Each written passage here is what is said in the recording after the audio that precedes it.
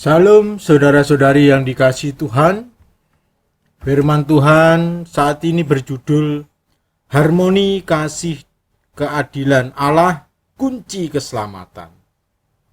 Harmoni, kasih, dan keadilan Allah kunci keselamatan. Saudara yang dikasihi Tuhan, soal keselamatan Kristen melalui penyaliban Yesus seringkali mendapatkan pertanyaan-pertanyaan. Manusia banyak yang bingung. Mengapa keselamatan harus melalui penyaliban Yesus? Bukankah Allah Maha Kuasa? Dia pasti sanggup langsung mengampuni dosa manusia tanpa melalui penyaliban Yesus. Allah kan Maha Kuasa. Dia kan sanggup membawa manusia ke surga tanpa melalui penyaliban Yesus. Allah kan Maha Kasih. Kan dia dapat mengampuni dosa manusia sehingga manusia layak masuk surganya. Begitulah pertanyaan-pertanyaan yang sering kali timbul, yang sering kali ditanyakan oleh mereka. Mungkin juga sebagian daripada kita menanyakannya atau masih bingung mengenai keselamatan dengan cara melalui penyaliban Yesus di Bukit Golgota itu. Mari kita akan mendalami bagaimana firman Tuhan menjelaskan. Di dalam Roma 5 ayat 8 dikatakan firman Tuhan seperti ini. Akan tetapi Allah menunjukkan kasih-Nya kepada kita oleh karena Kristus telah mati untuk kita ketika kita masih berdosa. But God saw His love for us in that while we were still sinners, Christ died for us. Nah, saudara yang dikasihi Tuhan, yang di sini yang dibicarakan, Allah menunjukkan kasih-Nya kepada kita oleh karena Kristus telah mati untuk kita ketika kita masih berdosa. Jadi Roma 5 ayat 8 ini menekankan kasih Allah. Saudara yang dikasihi Tuhan, kasih dan keadilan Allah itu harus berjalan harmonis. Kasih Allah mengampuni dosa.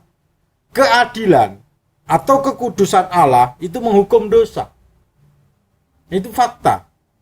Memang Allah itu kasih. Dia bisa mengampuni. Tetapi jangan lupa, Allah itu juga adil. Allah itu juga suci, kudus. Sehingga dia tidak bisa bersekutu dengan dosa. Dia menghukum dosa. Bukankah itu juga ada Allah yang adil, Allah yang kasih. Nah, kedua-duanya ini tidak bisa hanya berjalan salah satu. Kedua-duanya ini harus harmonis. Kalau tidak, Allah akan bertentangan dalam dirinya sendiri antara kasih yang mengampuni dan keadilan yang menghukum.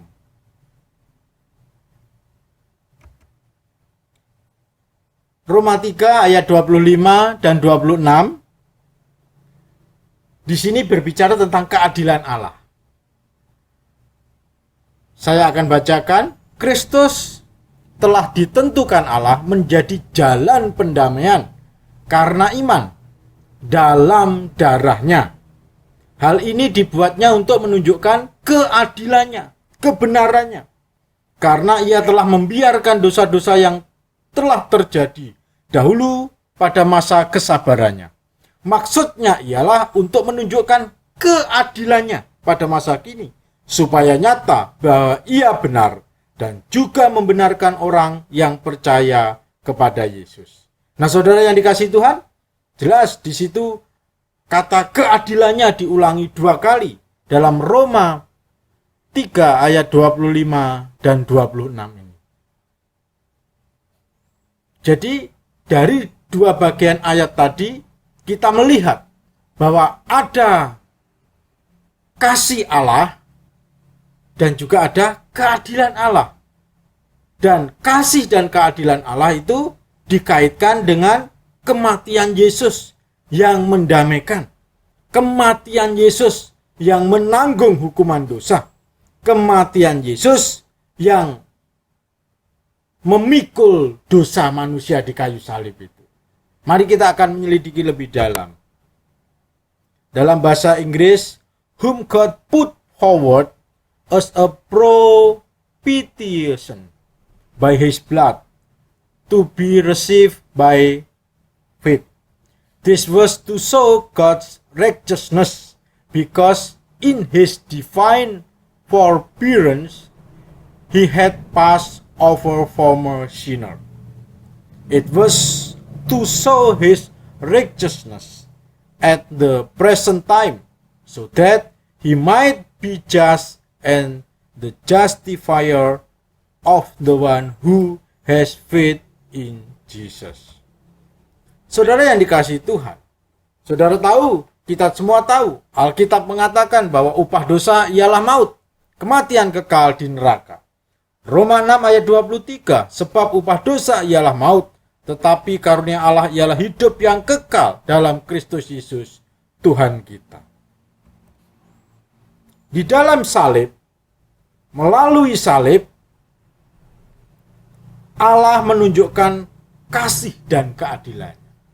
Jadi melalui Kristus yang disalib itu, melalui Yesus yang menyerahkan nyawanya, mengorbankan nyawanya mati di salib itu, terjadi keharmonisan kasih dan keadilan Allah. Nah, ini yang penting bagi keselamatan itu. Allah tidak bisa bertentangan. Sifat-sifat Allah tidak bisa bertentangan di dalam diri Allah. Allah tidak bisa hanya mengampuni orang berdosa dan memasukkannya ke surga. Karena Allah juga adil, akan menghukum dosa-dosa manusia. Allah yang adil tidak hanya bisa menghukum dosa-dosa manusia di neraka, tapi karena dia juga kasih, maka dia ingin mengampuni manusia yang berdosa itu. Nah, disinilah keharmonisan antara kasih dan keadilan Allah, antara kasih sayang dan kesucian Allah, kekudusan Allah, haruslah harmonis di dalam diri Allah. Dan Allah tidak bisa melakukan salah satu. Kalau hanya mengampuni berdasarkan kasihnya, maka akan bertentangan dengan keadilannya yang menghukum. Dua-duanya harus berjalan harmonis. Ini kunci keselamatan di dalam iman Kristen. Nah, inilah yang penting di dalam diri Allah sendiri. Tentu manusia berdosa inginnya kalau dosa diampuni, dosa diampuni, dosa diampuni, dosa lagi diampuni. Itu manusia berdosa. Tidak ada yang pengen dosa saya dihukum, dosa saya dihukum, tidak ada. Nah, cenderung kita menekankan kasih Allah, pengampunan Allah. Namun kita melupakan keadilannya.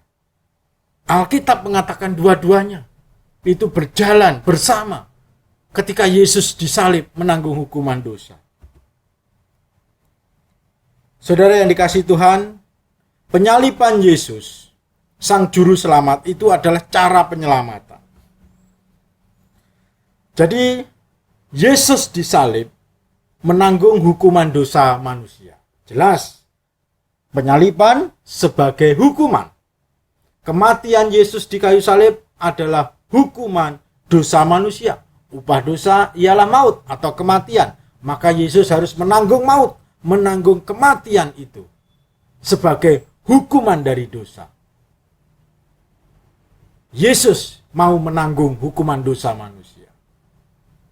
Juga melalui salib, kasih, pengampunan dosa dan jaminan hidup kekal ditawarkan kepada manusia. Karena Yesus menanggung hukuman dosa manusia, menanggung hukuman dosa kita semua, maka Yesus yang sudah menanggung itu, yang sudah mati, sudah bangkit, dan sudah kembali ke surga itu, menawarkan pengampunan. Melalui salib Yesus, dosa dihukum. Melalui penyaliban Yesus, kasih dan pengampunan Allah ditawarkan kepada mereka yang mau percaya. Disinilah keharmonisan. Sebagaimana Allah yang adil harus menghukum dosa, dengan kematian, maka Kristus harus mati, menanggung hukuman dosa. Karena Allah itu juga Maha Kasih, Maha Pengampun, maka melalui Kristus yang menanggung hukuman dosa itu ditawarkan kasih anugerah kepada setiap orang yang mau percaya. Nah, itulah cara Allah. Kalau Allah hanya adil, maka setiap manusia yang berdosa harus menanggung hukuman dosa itu sendiri. Jadi mereka harus mati. Mereka harus binasa di neraka kekal. Jikalau Allah hanya menekankan keadilannya. Lalu bagaimana Allah yang Maha Kasih? Apakah dia tidak ingin menyelamatkan manusia, mengampuni dosa manusia? Ya, memang dia ingin. Dia sangat rindu. Karena kasihnya begitu besar kepada manusia. Tapi bagaimana caranya? Adakah cara di luar penyaliban Yesus yang bisa mempertemukan keharmonisan kasih dan keadilan Allah? Tidak ada cara itu. Kalau hanya menekankan keadilan, ya manusia dihukum di neraka kekal. Selesai. Kalau hanya menekankan pengampunan dan kasih Allah, maka manusia diampuni dosanya, masukkan ke surga. Selesai. Tetapi Allah bertentangan di dalam dirinya, kasih dan keadilannya berkontradiksi. Dan ini tentu tidak benar. Karena Allah memiliki dua-duanya itu, kasih dan keadilan, maka dibuatlah jalan pendamaian, dibuatlah cara yang maha bijaksana dan jenius untuk menyelamatkan manusia. Karena tidak ada cara lain selain Yesus yang turun ke dunia menjadi manusia menanggung hukuman dosa manusia. Kalau adil, maka manusia itu sendiri yang menanggung hukuman dosanya. Tapi karena Allah itu adil dan kasih, maka Allah berikan pengganti, korban pendamaian, korban pengganti yang menanggung hukuman dosa, yaitu Yesus Kristus Sang Juru Selamat itu sendiri, yang rela menggantikan kita. Saudara sendiri mungkin tidak rela untuk dihukum, dibinasakan karena dosa saudara. Keluarga saudara, teman saudara, kenalan-kenalan saudara tidak mau menggantikan hukuman saudara, tidak mau menanggung hukuman dosa saudara. Hanya Kristus yang mau. Karena Kristus mengasihi dan menyayangi kita. Karena Kristus punya kasih yang begitu besar, maka dia rela menanggung hukuman dosa itu. Dengan mengorbankan nyawanya, darahnya. Dengan mati di kayu salib. Menggantikan hukuman dosa kita semua. Yesus menanggung, menggantikan hukuman dosa manusia di kayu salib. Disitulah terjadi keharmonisan, pertemuan antara kasih Allah yang ingin menyelamatkan dan keadilan Allah yang menghukum. Di kayu salib, kasih dan keadilan Allah tergenapi secara sempurna. Kasih dan keadilan Allah diterapkan dengan cara yang sangat bijaksana dan jenius. Sehingga melalui salib, melalui penyaliban Yesus yang menanggung hukuman dosa, kita beroleh pengampunan dan jaminan hidup kekal. Karena kita sudah digantikannya. Hukuman dosa kita digantikan oleh Dia. Jikalau Allah hanya menegakkan keadilan saja, berarti kematian bagi manusia yang berdosa. Sebab upah dosa ialah kematian, maut kekal di neraka. Tentu kita tidak ingin, bukan? Jikalau Allah menegakkan keadilan saja, maka tidak ada keselamatan bagi manusia berdosa. Mereka akan menanggung hukuman dosa mereka sendiri di neraka kekal. Tentu kita semua tidak ingin masuk neraka. Kita tidak ingin Allah hanya menegakkan keadilannya saja. Sebaliknya yang kita ingini, Allah menegakkan juga kasih-Nya kepada kita. Memberikan pengampunan. Memberikan kepada kita kasih sayang-Nya. Sehingga kita diampuni segala dosa kita dan kita boleh masuk ke dalam surganya. Nah, saudara yang dikasihi Tuhan, inilah yang Alkitab ajarkan kepada kita. Bagaimana Allah yang maha bijaksana, maha berdaulat, dan maha jenius membuat cara yang begitu luar biasa untuk menyelamatkan kita melalui penyaliban Yesus guna menebus, menanggung segala hukuman dosa manusia dan menawarkan keselamatan, pengampunan dosa, dan keselamatan bagi setiap orang yang percaya kepadanya. Harmoni kasih dan keadilan. Artinya ya keselamatan. Kalau ada harmoni kasih dan keadilan, maka yang berdosa ini terselamatkan. Begitu. Ada pemimpin revolusi Rusia namanya Samila yang berlaku kasih dan adil. Ia, pemimpin revolusi ini, memberikan peraturan pada zaman itu, barang siapa yang mencuri akan dihukum 50 cambukan. Nah, begitu kan? Karena dia waktu itu sedang merevolusi pemerintahan Rusia, dia memberikan aturan demikian. Dan pada waktu itu yang mencuri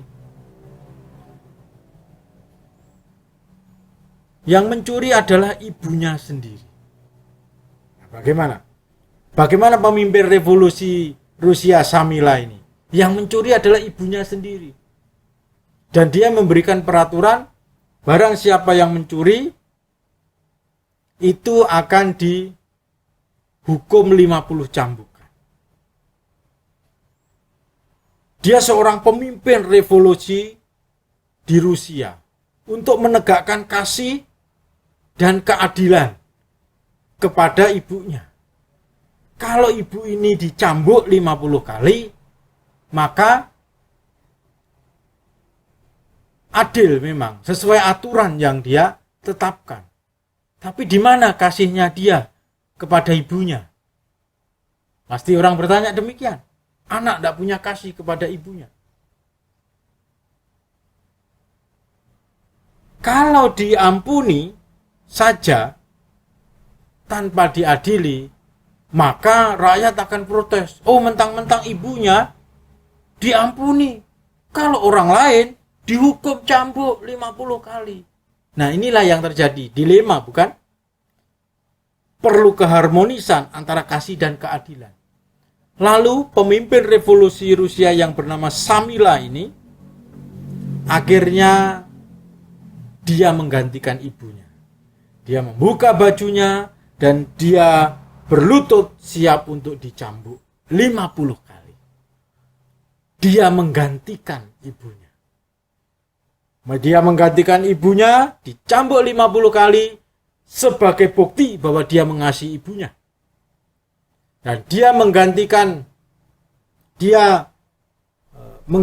ibunya itu untuk membuktikan keadilan harus ditegakkan, dihukum cambuk 50 kali. Jadi kasih kepada ibunya dinyatakan pada waktu itu, keadilan kepada kejahatan ibunya juga dinyatakan. Dia yang menggantikan sendiri. Dengan begitu, hasilnya tentu ibunya yang tidak mendapatkan hukuman, karena hukuman itu digantikan oleh pemimpin revolusi Samila ini. Nah, saudara yang dikasihi Tuhan, ibunya terselamatkan karena Samila, anaknya yang menjadi pemimpin ini, menggantikan dia. Kasihnya dinyatakan kepada ibunya dengan menggantikan dia. Kasihnya dinyatakan kepada ibunya dengan dia rela dicambuk menggantikan ibunya. Dan keadilannya dinyatakan ketika dia tetap melaksanakan hukuman cambuk itu kepada dirinya. Kasih dan keadilan. Hasilnya selamat. Mereka yang ada di dalam Kristus tidak lagi dihukum melainkan beroleh kemerdekaan atau keselamatan yang kekal. Di dalam Roma 8 ayat 1 sampai 2 dituliskan demikian. Demikianlah sekarang tidak ada penghukuman bagi mereka yang ada dalam Kristus Yesus. Roh yang memberi hidup telah memerdekakan kamu dalam Kristus dari hukuman dosa dan dari hukum maut. Jadi saudara-saudari yang dikasihi Tuhan, karena Kristus sudah rela menanggung hukuman dosa manusia di kayu salib, melalui penyalipannya, melalui menyerahkan nyawanya dan pengorbanan darahnya, maka mereka yang percaya di dalam kepada Kristus tidak lagi dihukum. Sebab hukumannya sudah ditanggung oleh Kristus. Mereka tidak lagi dihukum, mereka tidak akan menderita hukuman kekal di neraka. Makanya tidak ada lagi penghukuman bagi mereka yang ada di dalam Kristus. Sebaliknya mereka akan langsung menikmati hidup kekal bersama-sama dengan Kristus di surganya yang abadi. Nah, inilah janji, inilah jaminan, inilah pengharapan yang dihasilkan dari penyalipan Kristus yang mengharmoniskan sifat kasih dan keadilan Allah itu. Dan hasilnya adalah jaminan pembebasan, kemerdekaan dari hukuman kekal di neraka karena dosa itu. Inilah pengharapan. Pengharapan ini bagi saudara juga semua. Supaya saudara mendapat keselamatan yang hanya melalui Yesus Kristus. Sebab Yesus sendiri sudah menanggung hukuman dosa itu melalui penyalipannya di kayu salib, melalui pengorbanan nyawanya dan penumpahan darahnya. Maka dia memberikan pengampunan dosa dan jaminan hidup kekal, dibebaskan dari hukuman kekal di neraka. Hukuman kekal yang membinasakan itu. Inilah hasil daripada keharmonisan, kasih, dan keadilan Allah di kayu salib itu. Begitulah keharmonisan, kasih, dan keadilan Allah di kayu salib itu. Jikalau Yesus tidak rela disalibkan, mati disalibkan menanggung hukuman dosa manusia, maka kita sendiri yang akan menanggungnya. Setiap kita yang berdosa pasti akan menanggung hukuman dosa, yaitu kematian kekal di neraka. Tetapi karena Kristus begitu mengasihi kita, maka dia tidak ingin kita binasa. Dia ingin supaya kita beroleh hidup kekal di surganya. Sehingga dia rela menggantikan hukuman dosa, yaitu kematian itu, melalui kematiannya di kayu salib. Ketika Yesus rela mati di kayu salib, maka keadilan Allah ditegakkan, dosa tetap dihukum, yaitu dengan Kristus dihukum mati di kayu salib. Dan kasihnya dinyatakan kepada manusia bahwa setiap orang yang percaya kepada Yesus tidak dihukum lagi di neraka kekal. Karena Kristus sudah menggantikan, Kristus sudah menanggung hukuman dosa itu melalui kematiannya, melalui darahnya, nyawanya, ketika dia menanggungnya di kayu salib.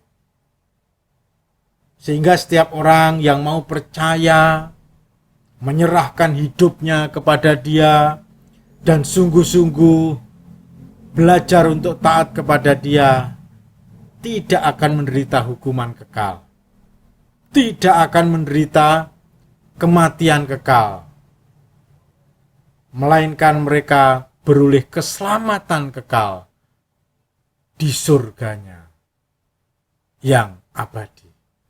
Nah, saudara yang dikasihi Tuhan, jadi keselamatan itu karena terjadinya keharmonisan, keselarasan antara kasih dan keadilan Allah. Dan hanya di kayu salib, penyalipan Yesus yang dapat mengharmoniskan dua sifat Allah itu.